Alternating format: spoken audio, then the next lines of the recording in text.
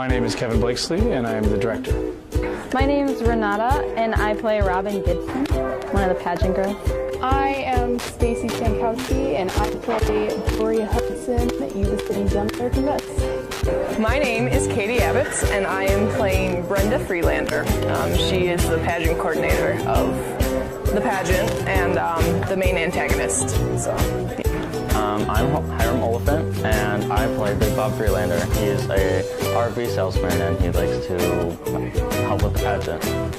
I'm Grant Borcherding, and I play Tommy French. Smile's about a beauty pageant that takes place in California. A preliminary beauty pageant for Miss America. It's called the Young American Miss Pageant. And it shows all the faults and all the behind the scenes of what beauty pageants are really about.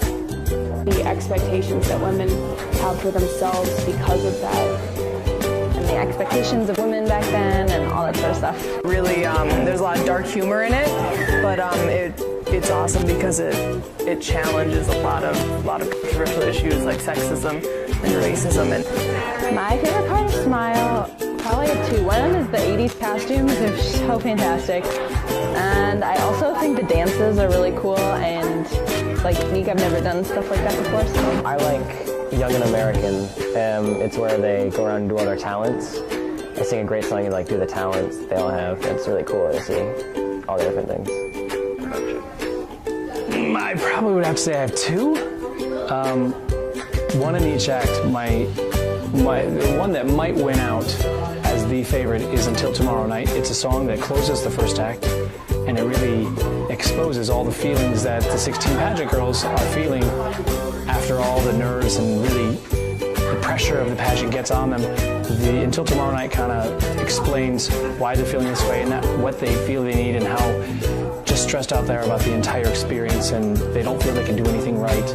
I believe it really exposes how a lot of young women feel today when they see a magazine and how women are portrayed, and when you see things on Facebook or other social medias and how women are treated. I think it kind of summarizes the anger, and this is from 30 years ago. It seems like not much has changed. So that's number one. Number two is in the second act, the song In Our Hands really kind of talks about the independence from their parents and guardians and allows the girls to speak.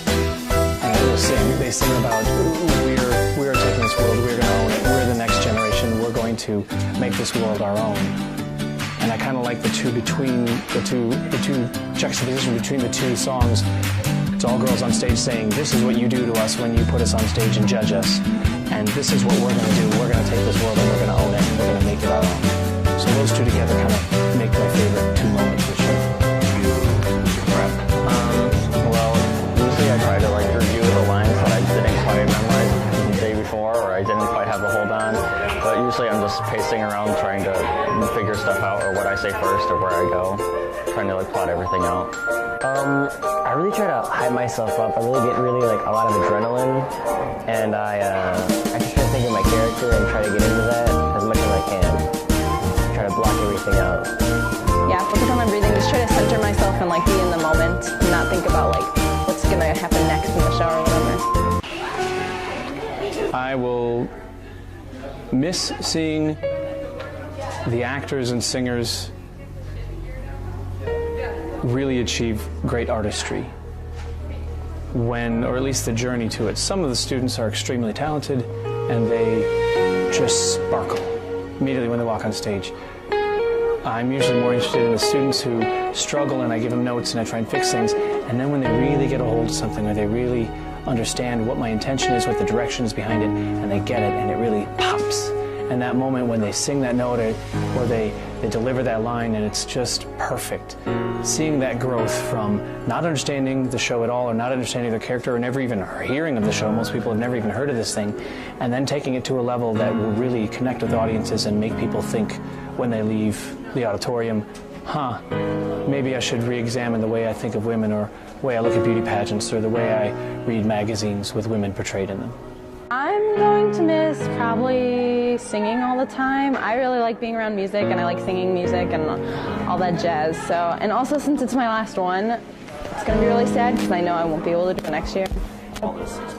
Definitely the people. I think the main reason why I do the musical every year is because of the relationships that I have with my castmates. I'm really going to miss that. I always really look forward to cast parties because then you get to like chill after the show. I'm mainly gonna miss the people. I've met a lot of new friends, and like they're all really cool, but it'll be cool that I'm able to stay close with them later. Part of how far we came. Like from where we started to where we are now, it's so far. And people individually have like gained so much more confidence and like have improved their skills so much since the first rehearsal. I think with the Follette Productions, I'm most proud that it is so student-centered. A lot of the students are doing most of the work. A lot of the students are creating the art. Zach Thistle created the artwork for it. The pit is almost entirely made up of students. A lot of the props and sets have been built by the students or designed by them, including the sign, the big sign and the Miss American sign, completely designed and created and painted and done by students. I just said, here's what I want, and they kind of came up with the ideas and I approved them. The t-shirt design, things like that, it's really taken all in the hands of students, and it's really neat to see the initiative and the execution at the level and completely owned by students. And I think that's rare. I think in a lot of productions or musicals and other schools or community theater programs, there's oversight. Somebody says, you have to do this, you have to do that, and telling people what to do, and here it is, here's what it's going to be. Here the students are involved in almost every single level, and that's probably what I'm most proud of, is how involved the students are and how much they own the entire production.